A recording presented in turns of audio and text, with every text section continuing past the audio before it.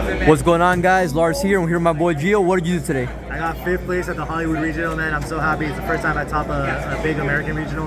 I've only topped a really small regional in Europe before. Oh, I got 10th place, but I had another one, but it doesn't matter. And this is a huge one. There's amazing players like Hani, LeBlanc, and Kamal, amazing. And I did it all with my favorite deck, PK. Nice, man. All right, so what deck did you play, and what place did you get? I played Phantom Knight Brave, and I got 5th place. Okay, awesome. So let's get into it. Alright, so we played 3 booths. So we played 3 Tims as we step in on them. This can search any scholar trap card. It's also your extender, so it's the one that you want to actually draw. And then, let me put them backwards for you. Then we played 2 Cloak.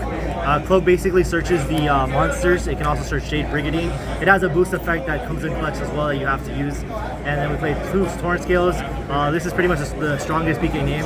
I only play 2 and 2 because I don't want to draw the normal summons that much because then it breaks and you can't play, but these are fine since you can summon it. For the 1-ups, we played the 1 Gloves and the 1 Stained Greaves.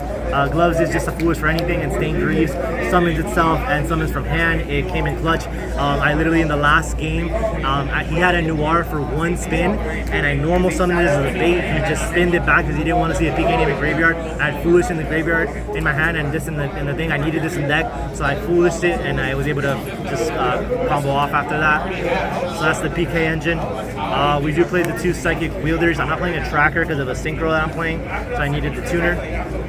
Unfortunately, I do regret it though. I will play the 1 tracker later on instead. 3 Water Enchantress.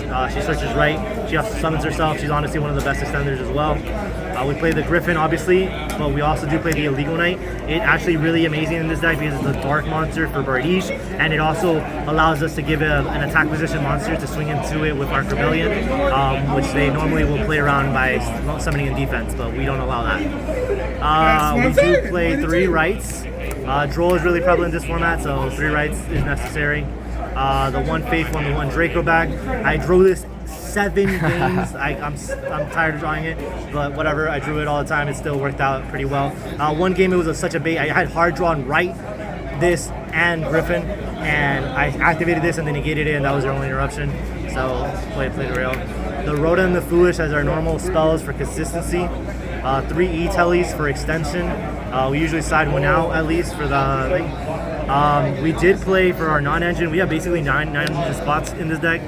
We played 6 books because I mainly thought I was going to face Cashier and Pearly. I did not face any Cashier, unfortunately, and I did face 1 Pearly. I know that Cashier is not a good matchup normally, but I felt pretty prepared for it. And this came in clutch against Pearly. I drew double Book of Moon, so even I didn't even let them draw off the effect, so they didn't draw phase. And then the weird one, 3 Droplets. So this card's insane in this deck. Obviously, D-Shifter and Cash makes it iffy, but my gut told me to play it. I barely played that deck. I never got shifted. And honestly, I would have just sided it out, so it wouldn't have been that problem. This card is just insane. And then for the traps, for the PK traps, we played 3 Fog Blades, the 1 Wings for extension, and the Shade Brigandine. This helps you combo through Vistios. It's amazing, to be honest. Quick interaction that I want to explain that literally helped me win very quickly. When Griffin is negated by Imperm or whatever, you can still go Chainlink 2 Griffin, Chainlink 3 Books, and it will resolve. So that's an insane play. And then the other thing is they can, this happened to me as well, both happened.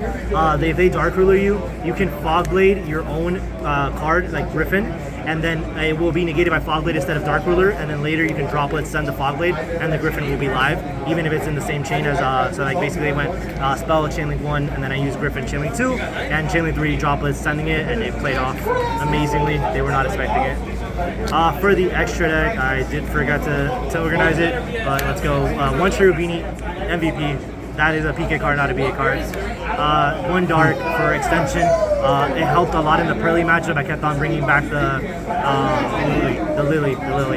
Then we played the 1 IP, comes up for ranking up into Bardiche, and then sometimes we use the effect, not that often, but we do sometimes use it. We do play the Bardiche, obviously best card in the deck. The 1 Unicorn, It came up a lot as removal. It's pretty good and also helps get named in the graveyard. We played one Appaloosa. I did not make it the entire tournament, but always comes up in local, so I really like it. I wouldn't take it out. For the X seeds, we did play 2 break swords. I lied. This is actually the MVP because this just it goes crazy. It's not even once per turn. Neither are fight. They're not soft once per turns. So you can pop a card Reborn to rank up into Raiders Knight, which allows you to rank up or down. And if you rank down, you can use the effect again, pop, and summon 2 more. It's kind of crazy. And then One Punch Man. This card, just read this card, guys. It kills people. Did forget in the rank 4 pool. That Time Thief, amazing. It helped me play against Tier Element because they polyed and they were going for a Chimera play, and I put the card on top. They weren't able to fuse, and I didn't even have to use my D barrier. So I was able to save it for my turn and just win, even though they milled 10. Forgot the Levy, amazing. This is actually what won me the last game to help me top 8. It was clutch. I hadn't used it, and I was able to get back into the game by getting a PK name back and then just going crazy off that. Amazing. The Time Thief, it helped me stop Tier because you can make it with trap pretty easily. So I was able to basically put their 1 monster on board on top when they poly. Didn't even have to use D barrier. So next turn when they milled 10 on my turn, I used D barrier and I was able to survive. One Punch Man, this card literally wins games. I might have said this already, but not sure. The Downer Zeus package, I did make it once or twice, and it's crazy. I mean, there's no reason not to run it. Zeus is an amazing card. And then the one tech for today, it came up once against against Runic for higher, and it got me back into the game, but I did eventually lose it.